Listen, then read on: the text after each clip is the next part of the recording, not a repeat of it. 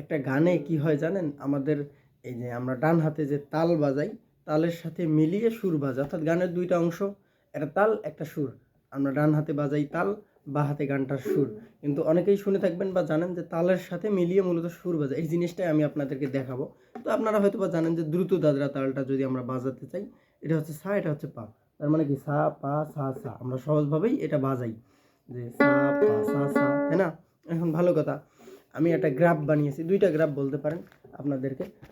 দেখেন, এই যে এটা আমরা ধরবো সায়ের তার, এটা পায়ের তার। আমরা যখন তালটা বাজাবো সা পা সা সা, এভাবে করে তালটা কিন্তু চলতে থাকতেছে আমাদের দুই তারে। তার মানে আমরা তালটা যখন বাজাচ্ছি আমাদের কিন্তু সময় চলে যাচ্ছে না, আমরা ওটা সময়ের সাথে তুলনা করতে পারি যে এই জিনিসটা আমাদের সময়ের মতো চলতেই থাকতেছে। অর্থাৎ কি, একটা গানে আমাদের ডান হাতের কাজ শুরু থেকে শেষ অবধি এটাই না? তো ভালো কথা, এই যে তালটা দেখেন, সা পা সা সা সা পা সা সা, তার নির্দিষ্ট প্যাটার্নটা বা দোলানিটা দিয়ে কিন্তু চলতে আছে না? এটা গানের শুরু থেকে শেষ অবধি ডান হাতের কাজ। কিন্তু আমরা যখন গানের সুর বাজাতে যাব, সুর জিনিসটা কি, গানের নোট বলতে পারেন। বকুল ফুল গানের ক্ষেত্রে সা রে মা মা গা গা রে সা, এটা কিন্তু গানটার নোট। তালটা কিন্তু দেখেন সা পা সা সা সা পা সা সা। গানের ক্ষেত্রে তালকে এক তারে বাজাতে হয়। এখন আমার এখানে নোট কয়টা করে যাচ্ছে দেখেন তো, সা রে মা মা, একটা একটা করে নোট যাচ্ছে না?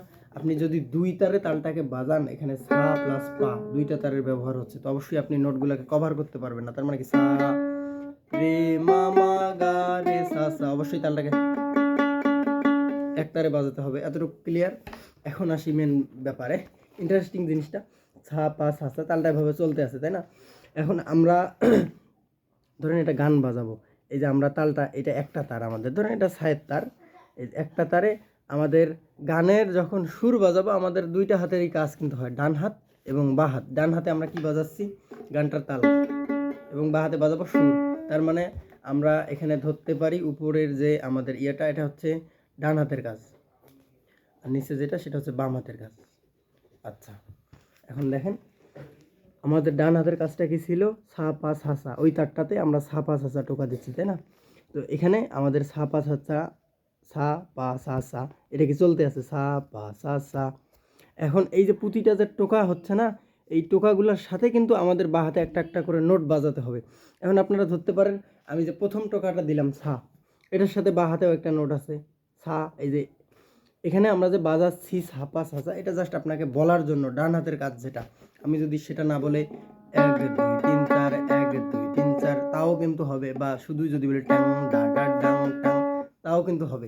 আমাদের এক্সাক্ট যে নোট, আমরা সারেগামার যে নোটটা বলি আর কি, সেটা কিন্তু এই যে নিচের বাম হাতের কাজ যেটা, সেটাতে কিন্তু আমরা নোট বাজাবো। তার মানে ডান হাতে আমাদের ছাপা ছাঁচা চলতেই আছে।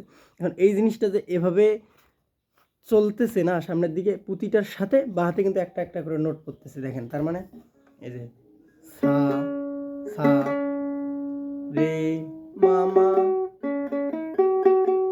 এই যে এই প্যাটার্নটা দেখেন, এই প্যাটার্নটা চলতে আছে, প্লাস নোট আমাদের ডান হাতে ছাপা ছাঁচা ছাপা ছাঁচা, উপরে যে ডান হাতের কাজ সেটা কিন্তু চলতেই থাকবে। এখন বা হাতে প্রতিটার সাথে একটা একটা করে নোট আমরা এখানে ধরতে পারি, সা রে মা মা গা গা রে সা, বা বিভিন্ন ধরনের যে নোটগুলো থাকে। অর্থাৎ আমরা জিনিসটা বুঝলাম কি, যে তালের সাথে মূলত সুরটা এভাবেই চলে, ডান হাতের তালটা চলতেই থাকে, সেই তালটার সাথে তালের প্রতিটা টোকার সাথে, এখানে প্রতিটা টোকার সাথে একটা একটা করে নোট পড়তেছে, সা পা সা সা, তাই না? একটা একটা নোট পড়তেছে, প্লাস তালটা চলতে থাকতেছে শুরু থেকে শেষ অবধি, এটা গানে এভাবেই চলতে থাকে।